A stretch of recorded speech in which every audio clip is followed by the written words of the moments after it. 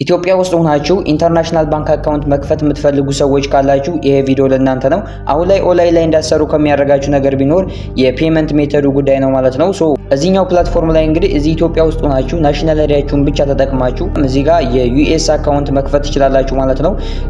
በተጨማሪም ደግሞ የተለያዩ መቀበል የምትችሉባቸው ከረንሲዎች አሉ ማለት ነው። እዚህ ጋር ኢቭን እንኳን በክሪፕቶ መቀበል ትችላላችሁ። የዩኤስዲቲን ወደዚህ መላክ ትችላላችሁ ማለት ነው። እዚህ ጋር እንደምትመለከቱኝ ቼክ ለማድረግ እኔ $3 አካባቢ ከዩኤስዲቲ ወደዚህ ዩኤስዲቲን ተጠቅሜ ወደዚህ ያስገብቻለሁኝ ማለት ነው። በተጨማሪም ደግሞ ይሄኛው አፕሊኬሽን በጣም የተመቸኝ ካርድም ኢንተርናሽናል ካርድም ይሰጣል አብሮ ማለት ነው። እዚህ ጋር እንደምትመለከቱኝ ኢንተርናሽናል አክሰስ ማድረግ የምትችሉበትኝ ካርድንም ይሰጣችኋል።